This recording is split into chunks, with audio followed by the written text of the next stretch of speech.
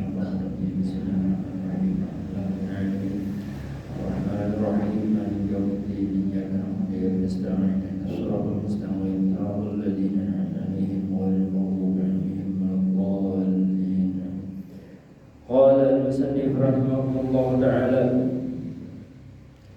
Kitab yang kedua pada menyatakan qalbu artinya jantung. Dan pada 10 bab yang mengandung akan sifat kecelaan yang 10, ketahuilah olehmu bahwasanya qalbu itu ada 2 makna. Dan padanya 10 bab yang mengandung akan sifat kecelaan yang 10, ketahuilah olehmu bahwasanya qalbu itu ada 2 makna.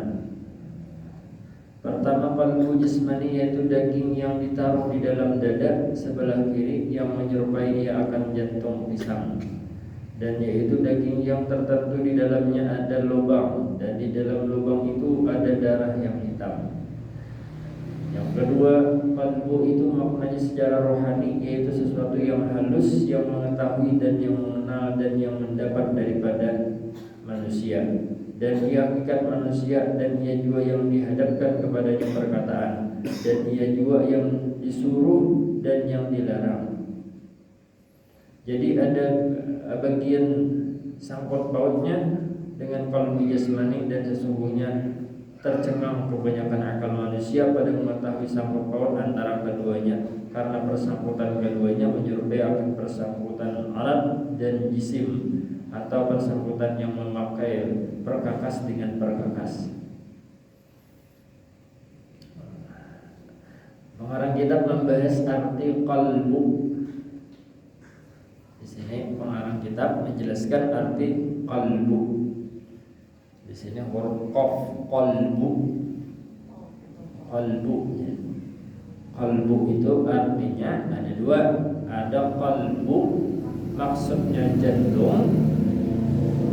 Yang kedua, qalbu maksudnya hati. Ada 2 situ maknanya tuh. Qalbu pakai qaf. Yang kita salah membaca qalbu nih, kita baca kaf. Ada huruf hijaiyah itu ada kaf, ada qaf.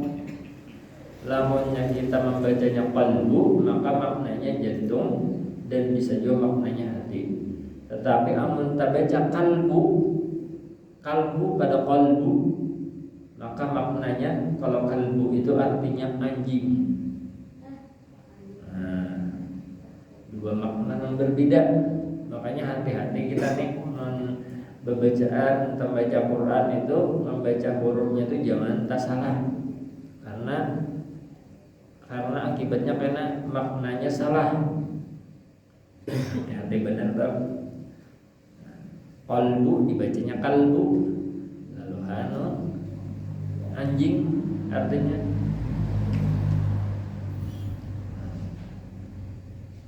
Dan apabila disebutkan akan jantung di dalam kitab itu, maka dikehendakinya makna yang kedua, yaitu dikehendaki dengan hati ya. Jadi pembahasan di dalam kitab sini, maksud artinya jantung itu adalah hati. Qalbul hanik ini artinya hati. Kenapa itu hati? Nah, hati ini nanti batinnya, dalamnya kita nih, hati rohani, biasa kita yang rohaniah kita nih. Nah, itu ngarannya hati. Dan apabila disebutkan akan jantung di dalam kitab itu, maka dikehendakinya makna yang kedua, dan ialah yang dikehendaki dengan firman Allah Ta'ala, qulir ruh min amri rabbi. Katakanlah nang aran roh itu urusan Tuhan. Ini kita ini diciptakan Allah Ta'ala dua apa ngarannya dua alam, 2 dimensi nih. Pertama ada ngarannya dimensi jasad, dimensi fisik, itu ngarannya awak nang kalihatan nih. Awak nang kalihatan nih. Itu di awak kita ini juga Allah Ta'ala menciptakan dimensi nang makhluk apa ngarannya nang kada kelihatan. Nang kada kelihatan apa nang kada kelihatan ngarannya roh. lamunnya roh lawan jasad berpisah, apa ngarannya? Mate. Roh lawan jasad berpisah, mate ngarannya. Tapi munnya masih bersatu, hidup ngarannya. Jadi ngaran mati itu bukan karena jantung berhenti berdetak pada, tetapi ngaran kematian itu adalah ketika roh lawan jasad berpisah. Ya ada aja orang itu terkadang jantungnya ada berdetak lagi masih hidup aja, soalnya rohnya masih bersatu lawan jasad. Jadi ngaran apa? Kayak judul film hantu tuh, Roh Gentayangan. Roh gentayangan itu kita nak hidupnya kasih tuh kemarin mana sudah mati itu ada awak anak gentayangan lagi roh di awak kita ini ada roh di mana kandangnya tapi ada akan tahunya itu karena ujar Al-Quran oleh roh in amrofi cuman dengan roh itu urusannya lawan Allah, urusan Allah. Roh kita ada, jadi jasmani kita ini ada, Allah Ta'ala kita kan ada roh. Nah, itu dua dimensi nih, ada dimensi fisik, ada dimensi yang kelihatan, ada dimensi yang kada kelihatan, ada yang kelihatan, ada yang kada. Makanya pelajaran agamanya pun lain. Kalau pelajaran yang kesan awak itu syariat ngarannya. Nang awak nih bisa supaya awak taat ya, makanya pelajarannya syariat atau fikih jadi kita. Tapi kalau nang kayak supaya roh nang taat, roh nang maasih lawan Tuhan, pelajarannya apa? Pelajarannya ngarannya akhlak atau tasawuf. Dua nih, maka bukan dua-duanya ini wajib kita belajar supaya apa? Supaya roh lawan jasad kita ini bujur-bujur taat lawan Tuhan, taat lawan Allah Subhanahu wa taala. Kebetulan yang kita baca ini adalah kitab pelajaran tentang tasawuf, artinya pelajaran tentang memberisi hati atau memberisi roh nih. Pelajaran supaya roh kita ini taat atau maasi lawan Allah Subhanahu wa taala.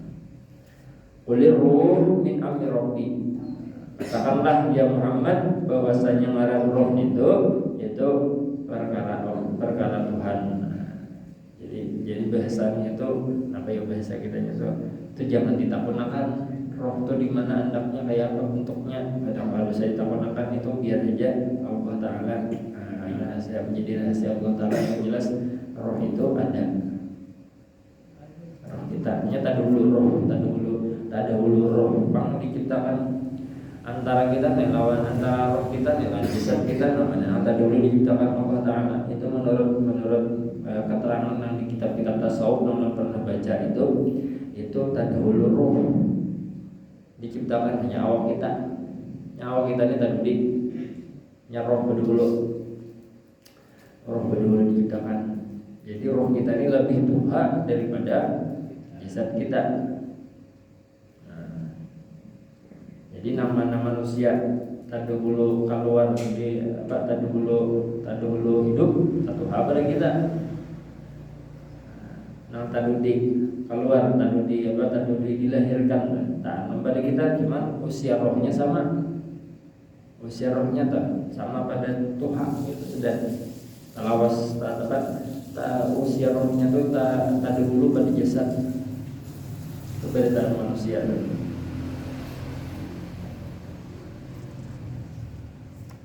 Pendeknya kalbu atau roh dan nafas itu ketiga-tiganya satu makna pada salah sesuatu daripada segala makna ketiga-tiganya. Berkata tentang dia Hujjatul Islam Imam Al-Ghazali, seorang waliullah ta'ala yang ilmunya luar biasa. Kemudian lazimkanlah olehmu akan memelihara hati engkau daripada segala kelakuan yang dicela seperti takabur dan riya, dan akan menghiasinya dengan segala kelakuan yang dipuji seperti sabar, tawadu dan lain-lainnya. Ujar Imam Al-Ghazali ini salah satu ulama tasawuf yang banyak menulis kitab. Karangan sing banyakan yang dibacakan oleh guru-guru kita, tuan guru kita di Bandung kita ini ada namanya kitab Ihya Ulumuddin. Nah itu karangan Sidin. Ada lagi kitab ngarannya Minhajul Abidin, itu karangan Sidin juga. Itu kitab tasawuf juga, akhlak.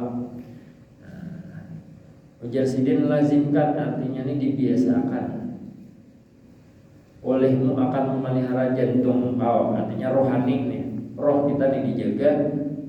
Dijaga dari apa? Dari segala kelakuan yang kada baik. Daripada segala kelakuan yang kada baik, contohnya kayak apa? Takabur. Apa takabur itu? Takabur itu apa takabur? Jangan kabur tak baik. Pada melihat kabur atau buka dari rumah kabur juga. Memang takabur ini apa? Takabur ini merasa diri baik pada orang, merasa diri baik pada orang, lalu karena merasa diri baik pada orang lalu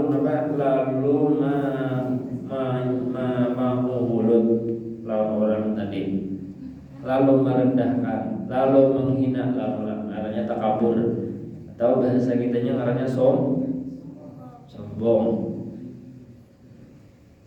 Orang sombong itu merasa diri harap pada orang, lalu inya meremehkan, menghina lawan orang lain. Itu artinya sombong. Sombong dong. Maka tiket utama kalau hendak masuk neraka itu berisi sifat sombong. Ayo, siapa yang hendak masuk neraka? Tiket utama kalau hendak masuk neraka harus ada berisi sifat sombong. La yadkhulul jannata man kana fi qalbihi, apa hadis Nabi itu? Intinya tuh barang siapa yang berisi sifat sombong itu la yadkhulul jannata, kada bakal masuk surga. Orang yang di hatinya ada sifat sombong, la yadkhulul jannah, kada bakal masuk surga. Ini nang perlu kita garis bawah itu la yadkhulul jannahnya tuh. Kada bakal masuk surga. Artinya apa? Kada bakal masuk surga itu salah wasan di neraka. Marga apa? Marga di sisi sombong. Lah nang kaya dosa lain terus umpamanya nang kaya misalkan kada sembahyang dan tinggalkan sembahyang satu waktu, itu masih ada kemungkinan masuk ke dalam surga. Tapi kalau orang nang diisi sifat sombong itu jar Nabi la yadkhulul jannah, sudah kada bakal masuk surga. Nya ada orang itulah, ada orang tuh nang masuk surga langsung. Masuk surga langsung dari awal sampai akhir masuk surga. Ada juga orang itu nang masuk neraka dulu. Masuk neraka dulu tapi kena dipindah ke dalam surga. Tapi ada yang ketiga nang di neraka beda terusan. Di neraka beda terusan. Maka orang nang orang nang di hatinya ada kesombongan, ujar Nabi itu la yadkhulul jannah, kada bakal masuk surga, artinya tak masuk nang nomor 3, nang beda terusan di neraka. Beda terusan di neraka siapa apa? Maka siksanya pedih, siksanya dahsyat, kada kegembangan. La yadkhulul jannah. Ini orang yang bisi sifat takabur tadi. Tapi umpama ini orang yang terbisi sifat takabur yang masuk neraka ini bila kada sampai bertobat selama hidupnya. Itu banyak bertobat, menyesal, insyaallah diampuni oleh Allah Taala. Menyakali sampai bertobat lah benar. Kaina.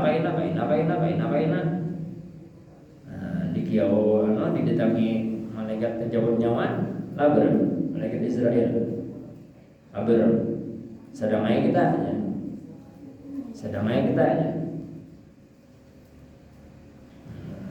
Malaikat Israel ini datang bila lawan orang yang bila orang yang patut beribadah, datang dengan kata-kata yang sopan lembut, tapi menang orang maksiat aja, gawian datang dengan halang sangar malaikat Israel. Maka bila malaikat Israel itu datang bila dengan hamba pilihan, hanya dengan hamba yang ma'asi lan Tuhan, inya berizin nak mencabut nyawa tuh, bila orang yang di dalamnya ini orang yang taat lan Allah Taala, orang yang ma'asi lan Allah, orang yang bujur takwa lan Allah, maka malaikat Israel ini datang dengan lemah lembut dan mencabut nyawa pun beizin dulu mencabut nyawanya orang tadi. Izin dulu, bolehkah lapornya dicabut atau dia hendak kain aja kan bahasanya lah. Nah, itu orang yang soleh, orang yang takwa dan Allah bujur lah. Itu. Nah, dia mau melawan orang yang kata juga maksiat. Nah, kalau membelah misalnya, nah, kata juga menyakiti orang, atau juga apa misalkan maksiat tadi. Nah, itu pada ada pilihan lagi, ada langsung jadi tariknya langsung dicabutnya saya ini tuh. Nah, cuma kita nih kan tahu lah masuk manakah kita nih, apakah kita nih termasuk orang yang ma'azilan Tuhan kah atau kada. Nah, mudah-mudahan Allah Taala memasukkan kita ke dalam hambanya yang taat nih. Nah, ini bintangan kita nih kan tahu bintangan mana kayaknya tuh. Apakah termasuk husnul khatimah atau kada? Ada kawal lagi kan tahu kita. Ya masih jadi rahasia ilahi ini tak. Ya Allah Taala itu menyembunyikan kita nasib kita karena husnul khatimah atau kada itu supaya apa tujuannya supaya kita nih jangan bina sombong. Jangan bina sombong. Kalau nang saat ini lagi taat nih. Kalau kayaknya dibalik Allah Taala menjadi ahli maksiat kawai. Ini nama ulah orang soleh itu waliullah itu saben malam menangis. Saben malam bila tahajud itu menangis orang-orang waliullah nih bukan ulama-ulama kita nih menangis saben malam karena kada tahu. Karena waktu Israel datang itu kawa apa namanya husnul khatimah atau ada lah.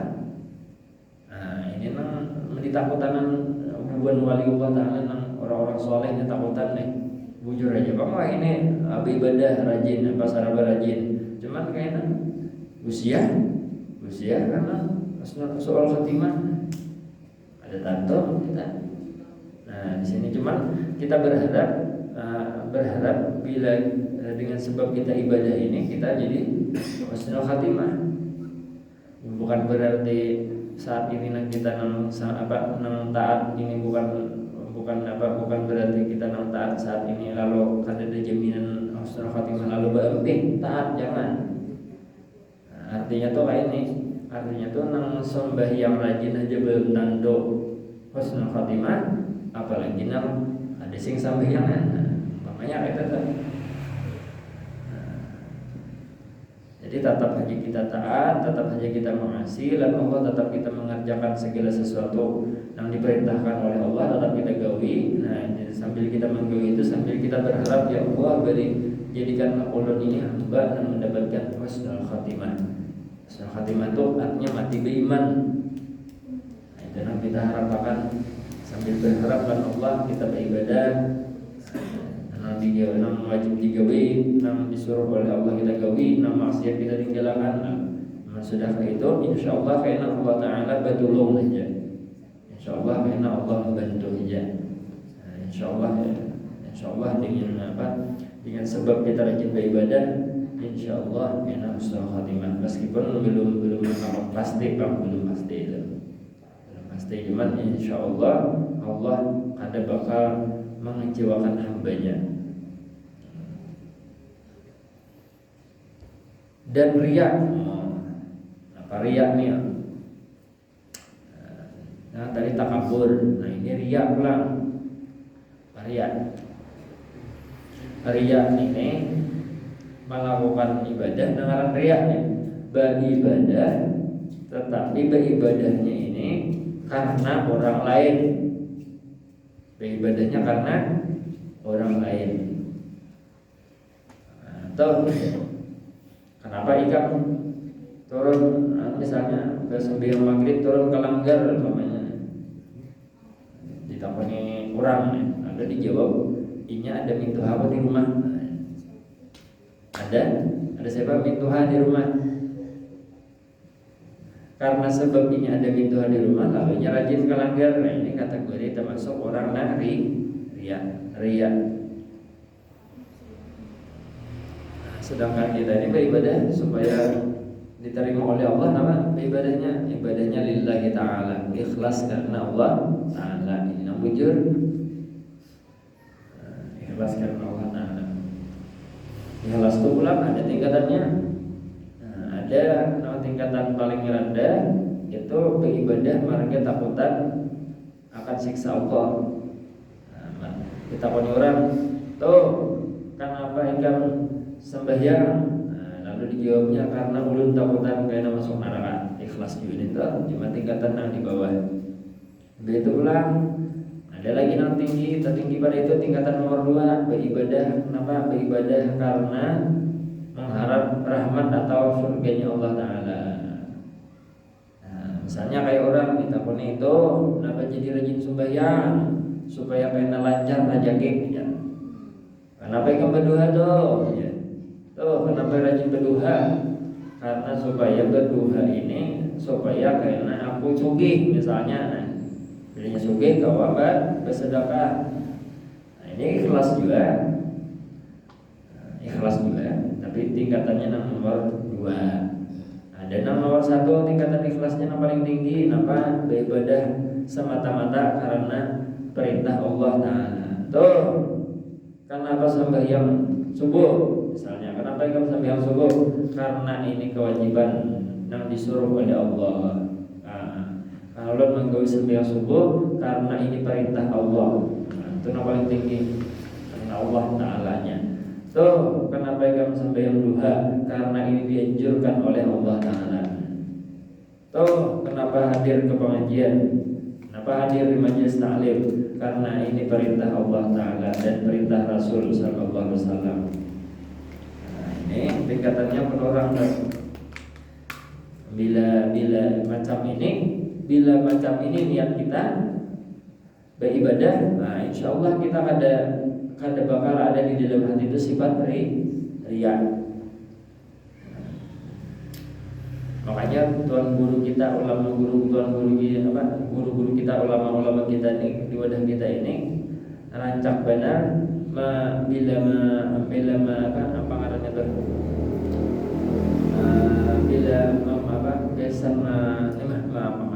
memotivasi itu apa namanya bahasa kitanya supaya orang rajin beribadah. Nah, katanya supaya orang rajin beribadah itu dipancingnya dengan apa? Dengan rahmat Allah Ta'ala namanya bakal didapatkan. Misalkan bila hendak sugih amalannya apa aja sampai duha misalnya tuh. Nah, bilanya membaca salawat sekian itu kayaknya insyaallah hidupnya nyaman. Nah, rancak tuh guru-guru kita membaca gitu. Itu bila macam itu niat kita insyaallah termasuk ikhlas juga. Cuman ikhlas nomor 2. Yang hendak nomor 1 tuh ngalih namanya ikhlasnya melalui 3 dan 2 dulu hanya kawan nomor 1 ikhlas lillahi ta'ala tak.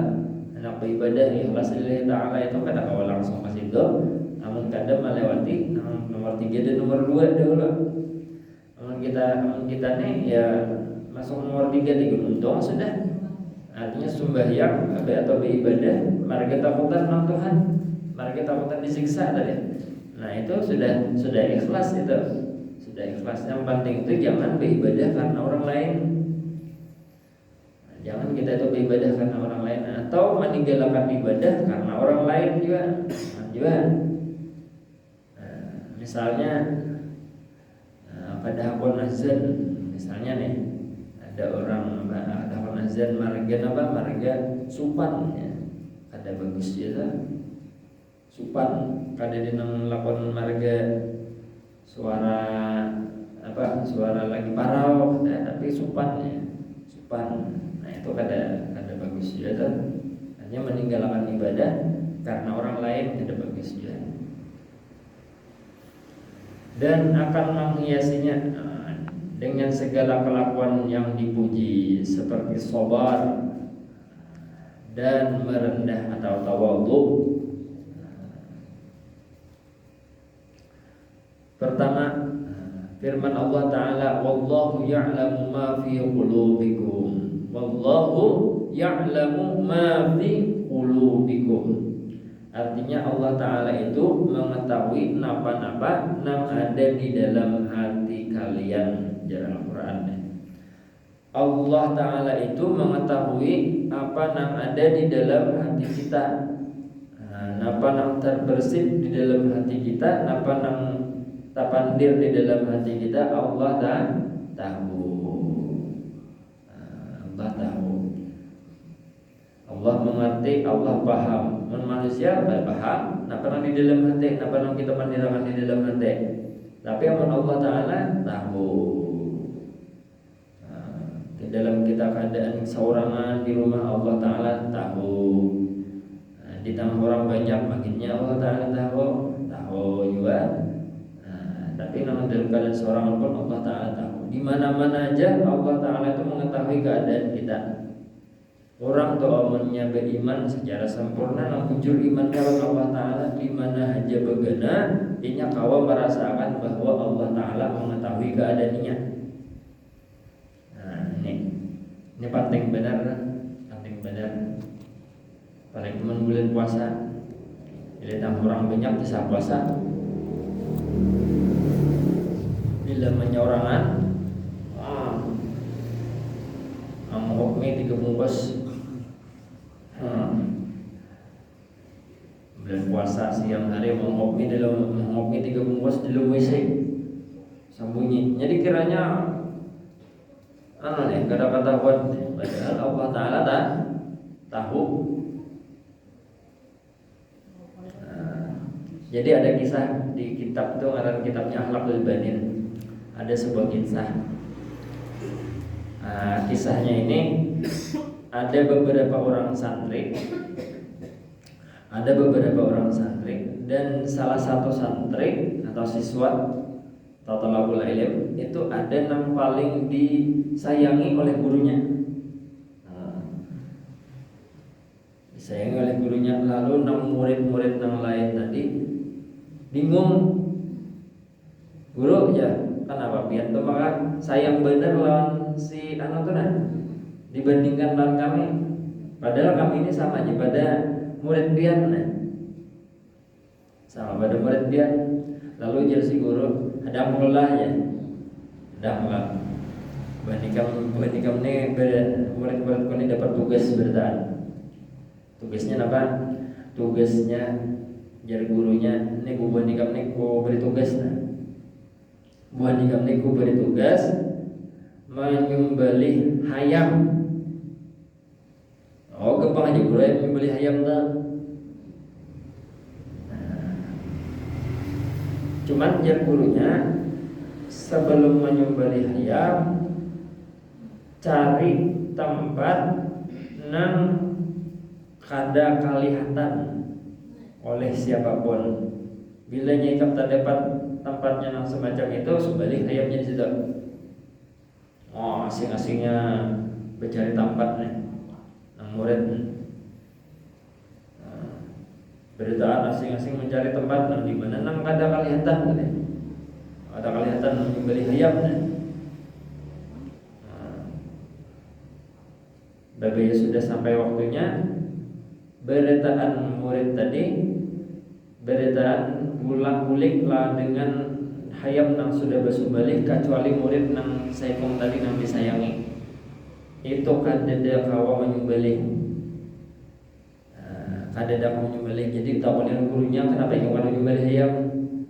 Jadi jarnya ulun ni kadeda tempat, kada dapat mencari tempat nang di tempat itu kadeda nang tahunya. Karena beritaan tempat itu Allah Ta'ala tahu jarnya. Nah, ini jawaban ini murid gue nang menjadi murid-murid gue jadi gurunya nih. Ini menjadi ini Pak, nang menjadi alasan kenapa aku menyayangi si utuh ini daripada nang bubuhan nikamnya. Karena inya kawa merasakan kawa apa ngarannya nih ya merasakan tadi bahwa kada ada tempat nang kada dilihat oleh Allah Taala. Jadi inya kada wani bermaksiat. Ada kawa kada wani melanggar melanggar perintah Allah, kada marani melakukan maksiat di mana hajinya begana.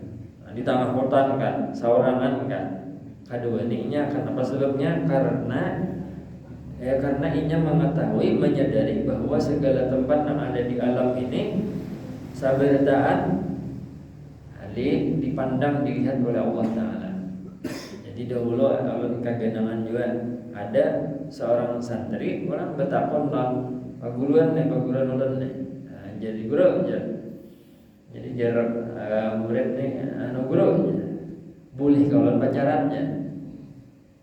Jadi jarak paguruan nih boleh ya sedih.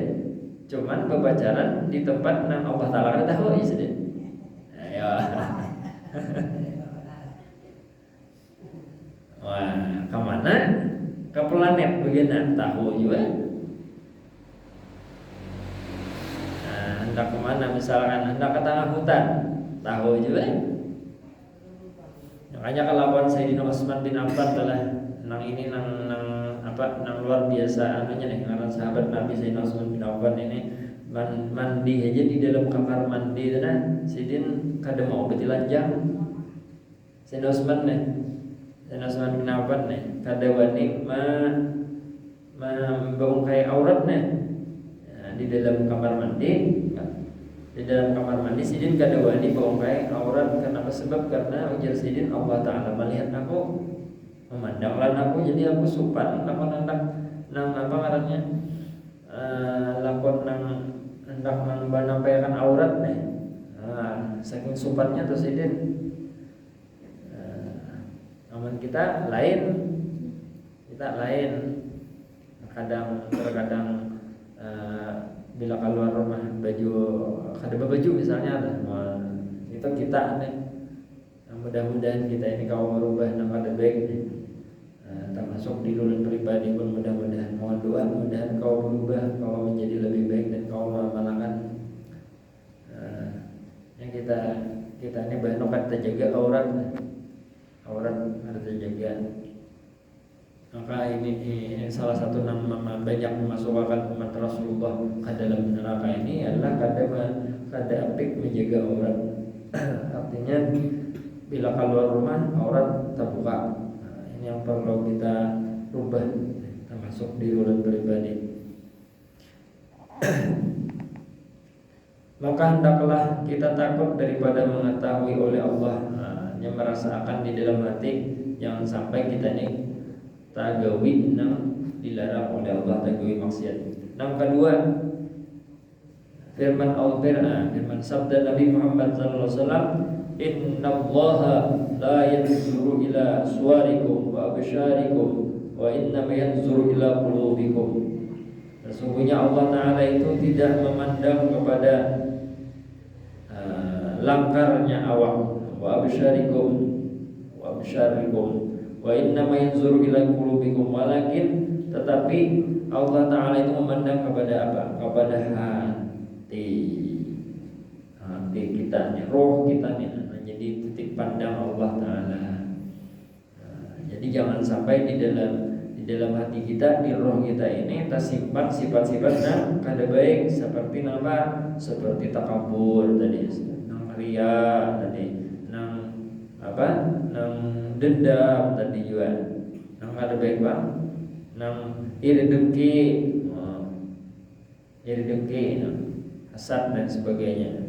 Itu nang kita berusaha supaya kau menghilangkan itu, karena bilanya masih ada nang kada baik, artinya nang kelakuan kita nang kada baik di dalam roh kita, di dalam hati kita, maka roh kita ini kotor. Roh kita ini kotor. Bilanya masih ada sifat nang ini, maka roh kita itu kotor. Masih ada takabur, masih ada sombong, masih ada riya, masih ada iri dengki, masih ada dendam, terus roh kita tuh kotor. Maka bila roh kotor ini ya maulah nama bila roh kita nih rigat, roh kita ini kotor, itu ya nama olah kita tuh beribadah kuliah mengaji satu mat ngantuk. Ini sebabnya tandanya bahwa kita ini kotor.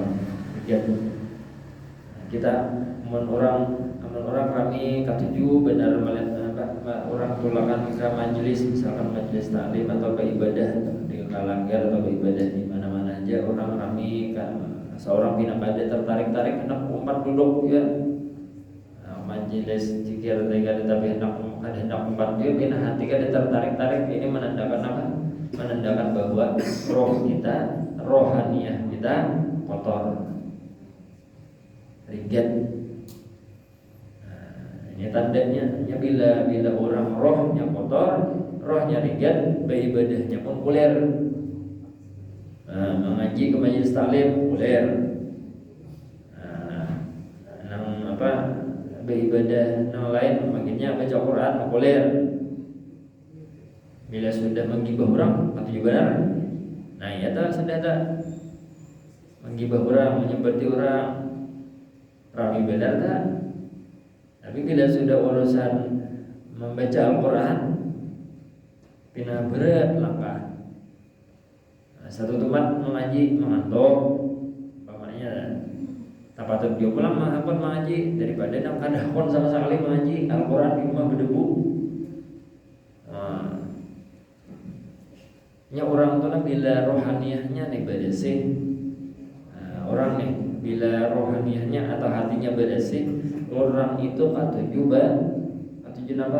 ibadah itu pasti sudah.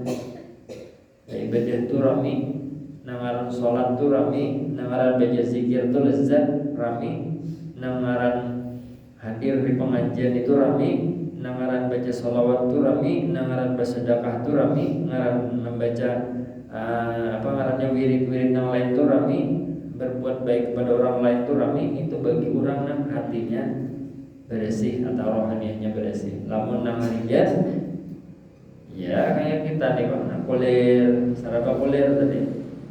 Ini tandanya roh kita rigat.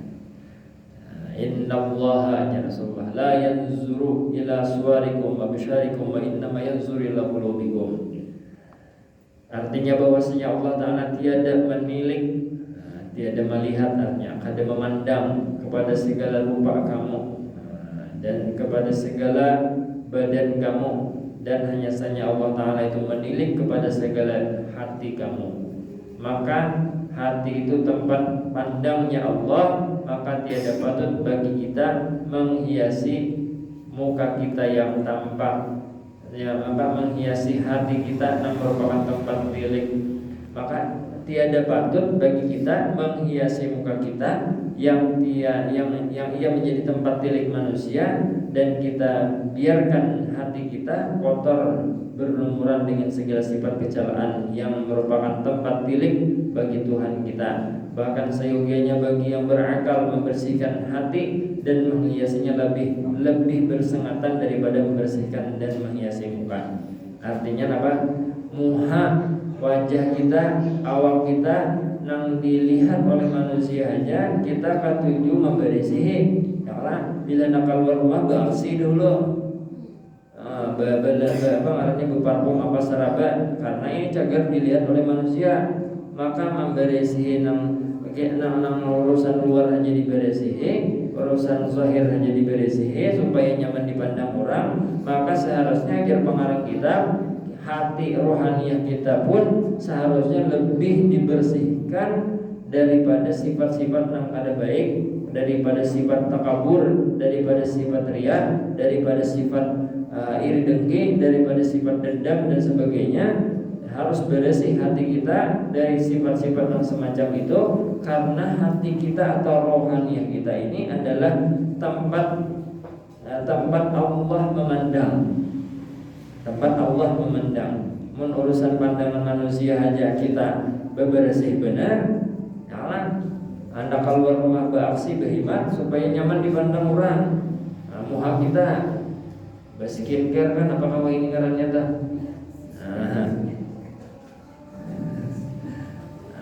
Berperluka itu, apalagi harusnya kita lebih membersih hati atau rohaniah atau rohani kita, karena itu merupakan tempat Allah memandang kita. Nah, jadi jangan hanya sekedar memberesi muha, jangan hanya sekedar memberesi awam, tapi hati diberesi juga. Dan memberesi hati itu lebih, memberesi rohani kita tuh lebih diutamakan daripada memberesi luar kita, daripada memberesi awam kita, karena hati atau roh kita ini merupakan tempat Allah memandang. Wallahu a'lam bishawab. Hanya ini yang bisa saya sampaikan. Insyaallah kita lanjutkan kaitan di yang nomor 3. Ya, mudah-mudahan Allah Ta'ala berikan kesehatan, panjang umur, dan insya Allah minta maaf, minta halal dari Allah, dan mohon doa mudah-mudahan ulun kawan juga mengamalkan apa-apa yang kita pelajari pada malam hari ini. Allahumma fiq lahu tariq. Al-Fatihah.